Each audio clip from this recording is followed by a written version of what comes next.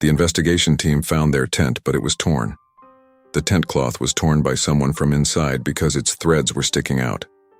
It seemed that the hikers inside had torn the tent out of fear and ran away. Some footprints were also seen. The footprints of shoes and bare feet were imprinted in the snow. The hiker's camera and some strange photographs were also found in it. But despite a thorough criminal investigation, photographs and daily entries in the register, this case has not been solved for the last 65 years. This is the story of the Mountain of the Dead, and this incident is remembered as the Dyatlov Pass Incident. On the morning of 23 January 1959, 10 members of the hiking team took a train and left for the Ural Mountain range of Siberia. The group consisted of 8 boys and 2 girls. Igor Dyatlov was their group leader. They carried a register with them in which they were recording every-minute news.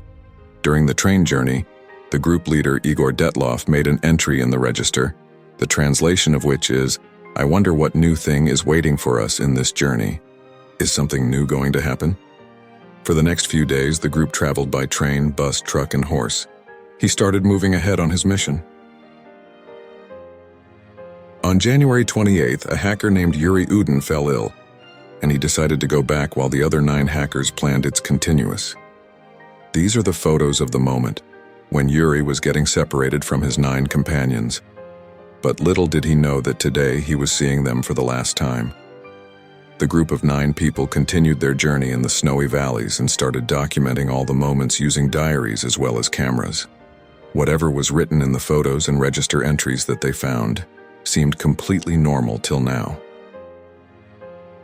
On 1st February, they reached the bottom of a mountain, which is known by the locals as the Mountain of the Dead. They spent the whole day climbing the mountain, and finally decided to set up camp a few meters before the peak of the mountain. These are the last few pictures that were taken from his camera, and the translation of the last entry made in the register at that time is that it is difficult to imagine such peace on the mountains with strong winds hundreds of kilometers away from human settlements. Everything that happened was written in his register, but no one knows what happened after that. This expedition was to take him a total of 16 days. He had left after telling his friends and family members that he would come back down and inform them about his well-being through telegraph. Trouble was increasing for relatives and friends because 15 days had already passed instead of 16 days. They had tried to find the missing group, but there was no news of the group leader Dyatlov or any of the group members. Finally, a group of valets was formed, who managed to find the lost hikers' camp on the foot of the mountain on 26 February. Looking at the camp, it was not difficult to guess that something had gone terribly wrong. The tent was covered with a thin layer of snow, and the hikers' belongings were lying in perfect condition inside it. But the tent cloth was torn from inside with the help of a knife. It seems that maybe something went wrong inside the tent, which forced them to tear the tent and run away. The next day, the search for the hikers was started in the surrounding area. Near the opening of the torn tent, a body was found. Some footprints were imprinted in the snow which were going down the mountain. Some of these footprints were of shoes, and some were of bare feet. Let us tell you here that footprints are formed by walking in a relaxed manner, and here also the investigation team did not find traces of long steps but normal footsteps. The footprints were imprinted in the snow for about 500 meters, but after that they disappeared somewhere. Perhaps the snow that fell later hid them. The investigation team kept moving ahead in the direction of these footprints, and after some time they reached a pine tree. Here they found traces of an extinguished forest fire, and also the frozen dead bodies of Yuri Krivanshenko and Yuri Doroshenko. The bodies of 9 hikers were found. It took the next 2 months to find them. The first 2 hikers were wearing very little clothes. They had no jackets, pants, gloves, hats, shoes, or anything that is worn to protect from cold in such cold weather. They were wearing only light shirts and underpants. When the weather archive was checked, it was found that when they died, the temperature here was around 30 degrees Celsius. But their clothes were like those worn in summer. But why was it so? Some strange marks were also found on the nearby deodar tree. Its branches were broken up to 5 meters, as if they had tried to save their lives. They may have tried to climb it in the dark of night. The bodies of the next 3 hikers were also found buried in the snow between the tent and the deodar tree. These people were found in slightly warmer clothes than the previous 2, but they were also not wearing shoes and gloves. The direction of these 3 hikers was towards the tent, as if they were going from the forest down to the tent, but they lost courage and died in the middle. Some marks of wounds were found on their bodies, but the doctor said that the cause of death of these 5 was hypothermia. That is, the condition in which all the heat of the body goes away due to staying in cold for a long time. The bodies of the last 4 hikers were recovered from under a rock in the forest. The exact location was 75 meters opposite from the deodar tree. 3 of them had severe injuries. 1 had a fractured head, and 2 had broken ribs. The medical examiner believed that such injuries could not have been caused by a human or animal attack. He believed that they had fallen from a high place. The name of animal attack was taken because 2 of them had their eyes gouged out and the girl's tongue was missing. The most surprising thing was that 2 t-shirts and 1 pant found from the crime scene had radioactive material on them. At first, the investigation was being done with the belief that maybe someone had hit them, they had been murdered. But on May 28th, the criminal case was closed. It was given because there was no evidence to show that they were murdered or they killed each other. So what happened to these 9 people? What was the meaning of leaving the tent door and tearing it apart and coming out? What kind of emergency had happened that everyone had to tear the tent with a knife and come out? This emergency, whatever it was, ended as soon as they came out of the tent because the target of their footsteps was not the target of the fleeing people. That means the danger in the tent ended as soon as they came out and they started walking relaxed. According to the official report, 6 out of the 9 hikers died due to hypothermia, but seeing their condition, it was difficult to believe that they died due to cold. Till now, this case has received international coverage.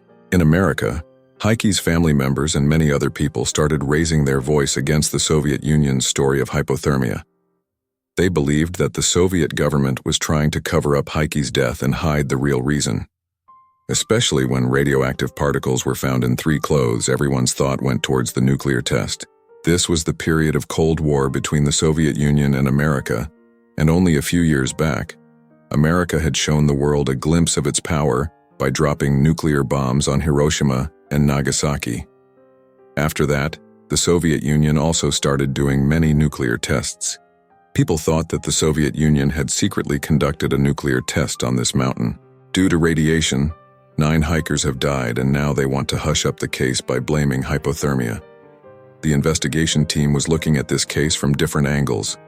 At one point, avalanche was also blamed for this accident. It is possible that they felt an avalanche at night and everyone left the tents and ran away. But the theory of avalanche could not be digested, because if there was an avalanche, the thin layer of snow with which the tents were covered would have been a very thick layer. Secondly, the group leader Igor Tal was an experienced hiker and skier. He would never set up a tent at a place where there was a danger of avalanche. After this accident, more than 100 expeditions were conducted, but no one noticed such conditions here, which can cause avalanches. Yes, dangerous conditions were definitely experienced on this mountain. That too in the months of April and May, because then the snow is melting, whereas these 9 hikers went in February, when there were no such conditions. This is the last photo taken from the camera of a hike which was taken on the same night when this accident happened. It seems that this is a photo of some light, which the camera lens could not focus properly in the dark. Because of this photo, new theories started to arise. Some people believed that this was the photo of some unidentified object in the sky, be it a UFO or a meteorite. That thing did not fall near them.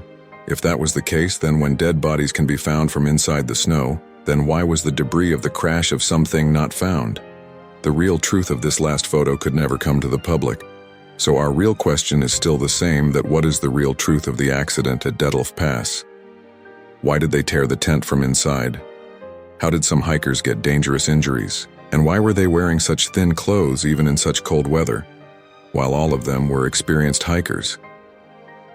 To know the truth, we turn towards that tent, which is actually the first link of the chain. If we look at the photo taken a couple of nights ago, an exhaust pipe is coming out of the tent. This exhaust pipe and the stove kept inside means the stove was made by the group leader Dyatlov himself. He had used this stove on the night of the accident because cooked food was found inside the tent. It is possible that when the exhaust pipe was closed, some burning coal was left in it and the fire flared up again. When the tent was found, there was no exhaust pipe in it, which means that if there was a fire, the smoke was accumulating inside instead of coming out, due to which the hikers inside started suffocating. The only reason that can be understood is that they could not control the smoke and they immediately tore the tent and came out. There is evidence to prove this theory, because burn marks have been found on the body and clothes of the hikers, and blood also came out from the mouth of some of them. Let us tell you here that one of the reasons for coughing up blood is inhaling too much of unfiltered smoke. After coming out, they started walking slowly to find a shelter. Some hikers had come out of the tent without warm clothes. They already knew a place for shelter. That is why they went down near the trees and started a bonfire there, the burnt coal of which was found by the investment team along with the deodar tree. 4 hikers who were wearing more clothes went a little deeper into the forest to look for wood. There a small avalanche was triggered on the rock and they fell down into the rocks. They suffered dangerous injuries due to falling from the rock. Head was fractured and ribs were broken. She died and internal bleeding also started in the chest. 2 hikers who were wearing less clothes were present near the deodar tree. The remaining 3 hikers got exhausted while climbing back towards the tent and froze there, while 2 hikers sitting near the bonfire also froze to death due to the extinguished fire. As for the radioactive particles, let us tell you that everything is a little radioactive, but these clothes were more radioactive than necessary. One of the group members, Alexander Kolovali, worked in a nuclear facility, and George Cree Van Shank worked in a top-secret Soviet nuclear production plant. The radioactive clothes found belonged to these 2 hikers only, while the others' clothes had normal quantity. Radioactive elements were found, and the hikers whose body parts were missing may have been attacked by wild animals when they were injured and fighting for their lives. 65 years have passed since this incident. Out of the group of 10 members, only Yuri Dan was left. He left the expedition due to ill health. He died a natural death at the age of 76 on 27th of April 2013. Hope you all will like and share this video. Thank you very much for your loving comments. See you in the next amazing video.